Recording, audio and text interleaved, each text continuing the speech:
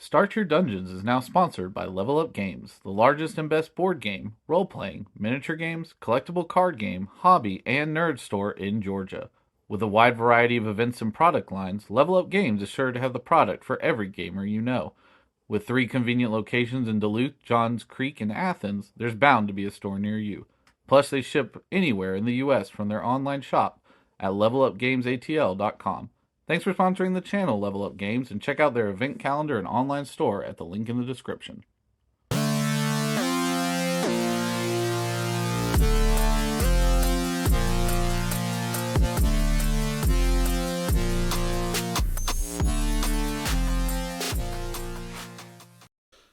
Hello and welcome to Start Your Dungeons. I'm Bryce. I'm Adam. And today we're here to talk about Fantasy Age 2nd Edition. Yeah. Super excited to talk about this one. We played the first edition, did we, when it was the Dragon Age book? Yep, we played the first edition, Dragon Age, and I have all of the stuff for first edition, and I really enjoyed it and wanted to upgrade to the new edition. Yeah. So let's talk about the book. Let's talk about what's all in it. Is it nice quality? That sort of stuff. I mean, it's a pretty cool book, I think. So, I mean, overall, I really like the quality. The artwork's really good. The thing that they changed for this one is they upgraded the layout and your access to different information. Overall, the quality is an upgrade from first edition. Yeah. That's the thing that you're going to notice if you played the first edition, if you saw the first edition, this is definitely an upgrade. And it includes a starter adventure at the end with a starting location called Breakwater Bay. But yeah, it's loaded. Yeah, it's a really cool book, and I love, again, the art. I mean, the art really for it is. You got a Wayne Reynolds cover. Wayne Reynolds, I love you. I'm not even gonna be weird about it, man. Your art is fantastic. I mean, it's just beautiful artwork always. I'm so happy whenever I get to see his stuff. Let's talk about so you ran this for us. I got to play in it. You got to run it. Talk about how easy is it to get into the game. Let's start from a DM perspective. What did you think as a game master it was easy to kind of get into? So instead of running the adventure that's in the back of this book, I decided to run the quick start adventure that is available for free on Green Ronin's website. Right. So it's pretty self-explanatory, and the thing that I like about Fantasy Age is it has a pretty simple core mechanic that does expand. Right.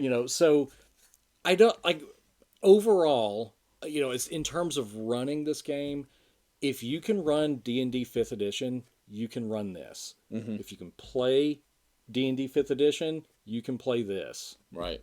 I think I think as a player, it was pretty easy to get into. I feel like the character sheets aren't too crazy. Right. It's not too over the top with everything.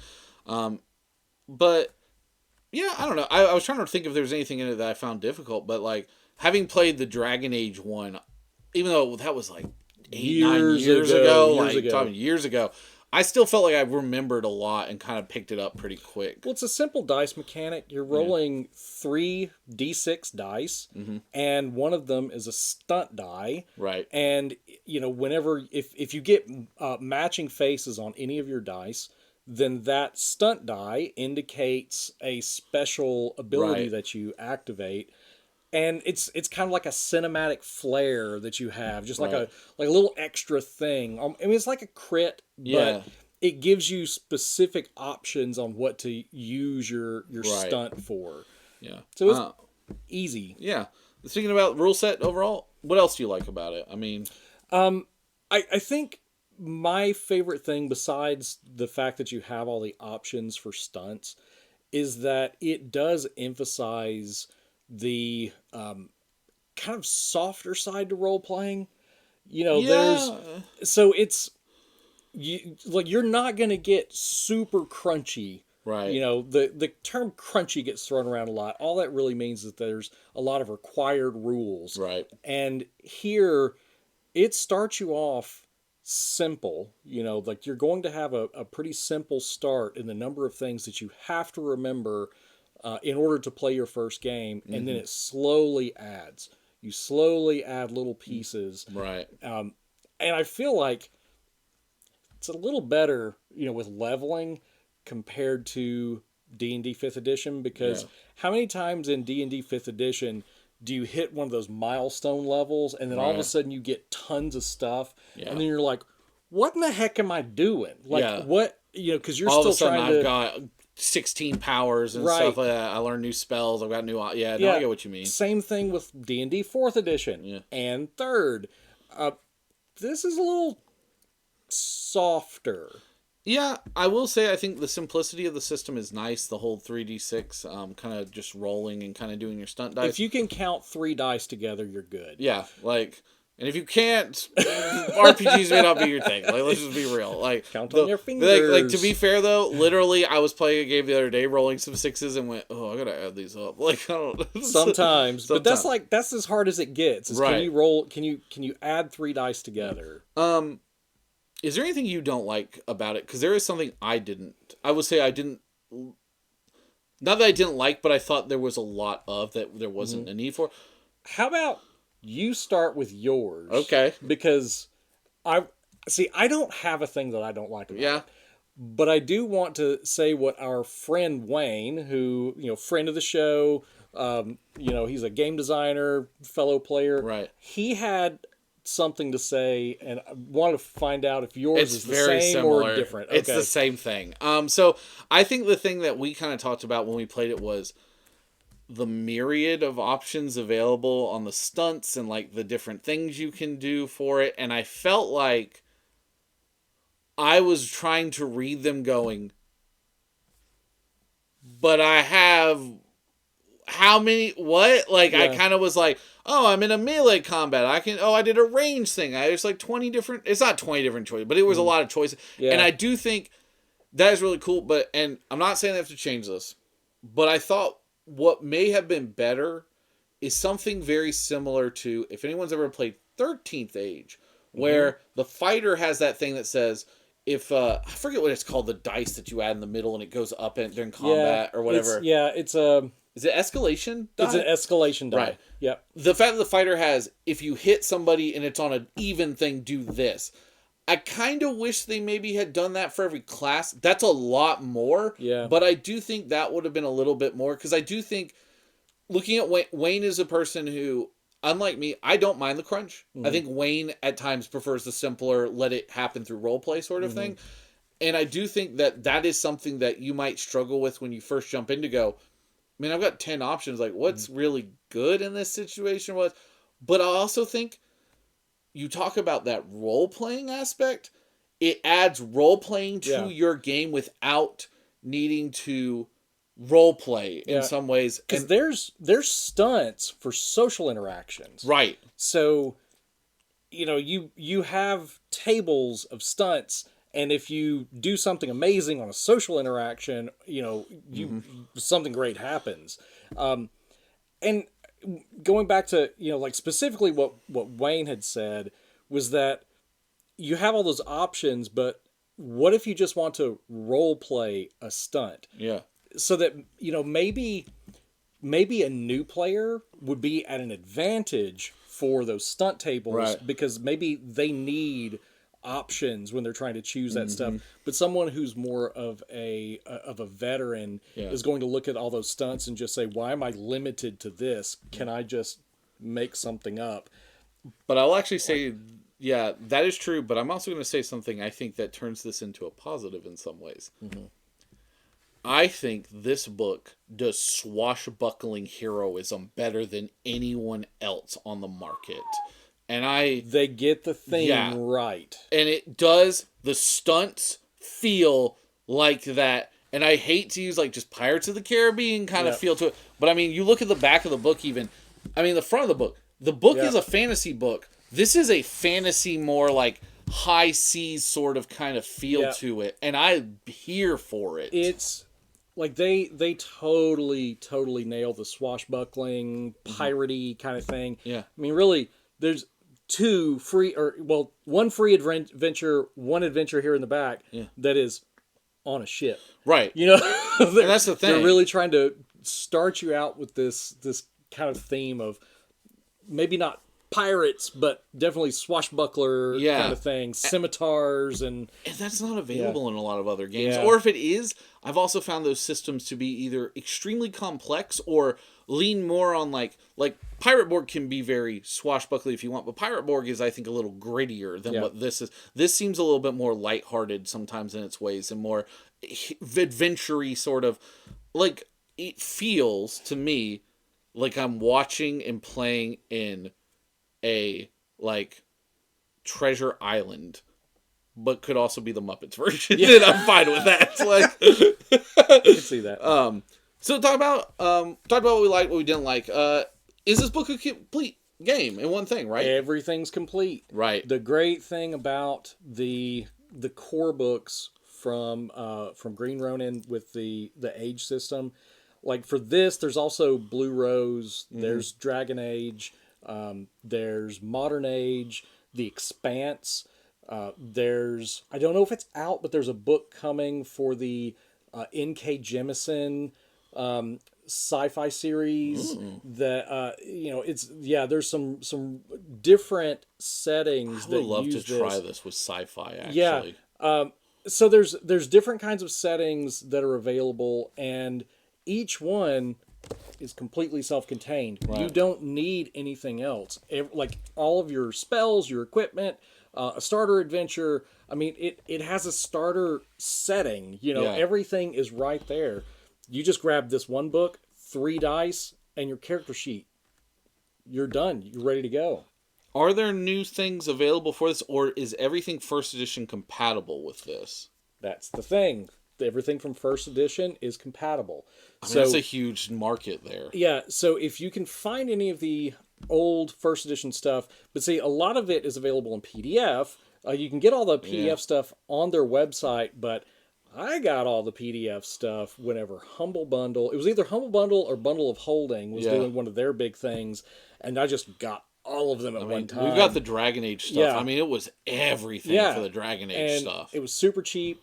So if you ever see one of those pop up, then grab it, and you got tons of stuff.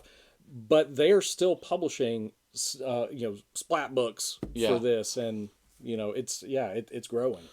So who is this for? Are we talking about new? We talking about season? We just talked a little bit about it with the stunt stuff about new versus old. Who do you think this is for? I agree with our friend Wayne for playing this. I think players who are just starting out would really benefit from this system. Right. Probably more so than 5th edition. I know everybody starts out with 5th edition, but now there's whatever, 6, something about 5.5, yeah. There's here, like, this is a good book for beginner players.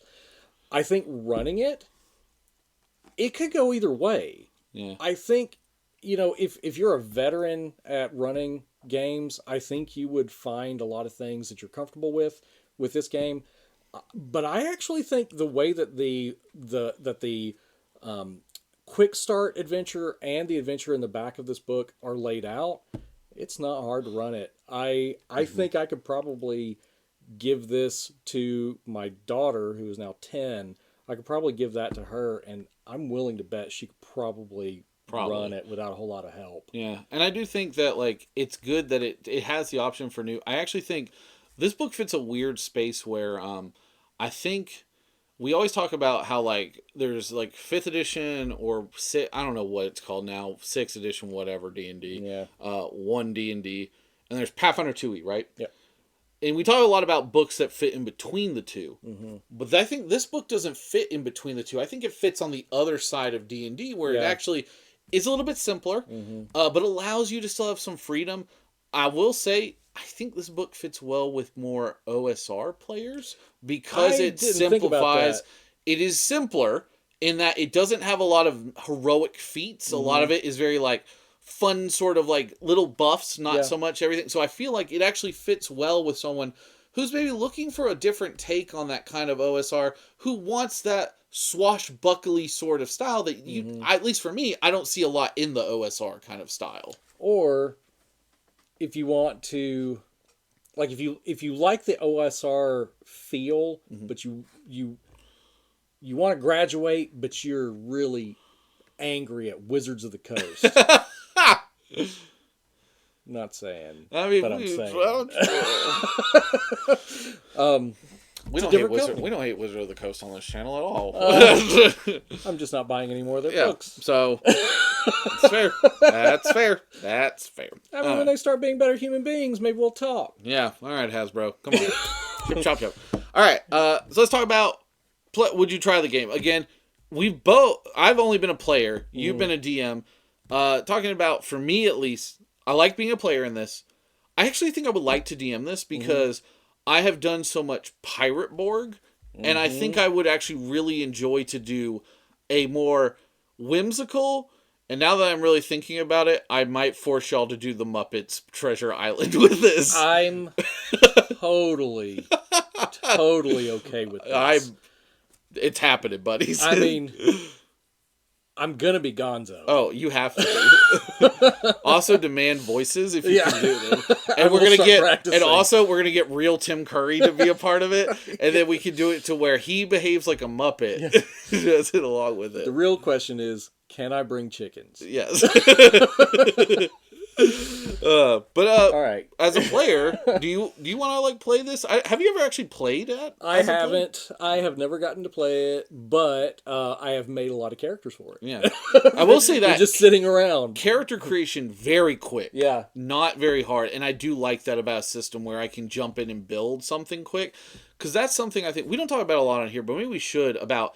When we talk about how easy it is to get into a game, is character building, because I think sometimes character building can be way too difficult in some games when you're trying to figure it out. This one did not feel difficult. Yeah, it's set up step 1, you know, choose your character concept. Step 2, choose your abilities. I mean, it goes step by step. It really is laid out in a logical way, and if you have your character sheet sitting there, it does not take long. Right. And also leveling is done in very similar kind of way that you would have seen all the way from like D&D 3rd edition and onward, where everything's grouped pretty much by level, and then you just add as you level. Right. Pretty simple. Yeah. I think it's well done though. It's very easy to kind of jump into, and not a lot of. I think they do a really good job because a lot of the stuff are just archetypes more than anything else. There's not a lot of really choices necessarily you have to make for character classes and stuff, but that's good because it allows you to be like, I'm a flexibility of, I am a fighter, but the flex of my fighter is how I want to play it kind of style. Yeah. Let's start with the last question always. Are you happy you bought it? Absolutely. I mean, honestly, even if I don't get to play it a lot, there is so much in this book that I can mine for other games. I feel like this one gives me a lot of inspiration for fantasy games that lean more towards the swashbuckling stuff. Yeah. So I'm happy I bought it. It contains a lot of stuff and it's good quality, and I like running it. And I think it's another thing. Green Ronin is kind of an interesting company because they kind of come in and out. I feel like they're kind of quiet for a little while, bring some stuff out, kind of quiet a little, and they're like an ebb and flow almost. They've always been in the RPG scene, but not always at the front of it. So I'm happy we talked about this one. And they've put out some good quality materials. Watch their webpage, because every now and then they'll drop something that is like a complete banger. Yeah, and it just kind of comes out of nowhere. Right. And I'm sure that. For them, it's not out of nowhere, but because, like you say, they kind of stay on the margin, you're not expecting it, and then whenever it drops, you're like, holy crap, I gotta buy that. Exactly. Absolutely. Well, we hope you enjoyed it. If you've ever played either Fantasy Age 1st Edition or played 2nd Edition, if you've ever played anything else by Green Ronin Publishing, or if you're interested in anything about the book, leave a comment down below. I don't actually know if Level Up does sell this one or not. I wish I had checked on that beforehand, but I'm sure if you ask them or go online to their website, they're more than happy to probably pick up a copy of this for you. But we hope you enjoyed it, and until next time, y'all take care. Bye.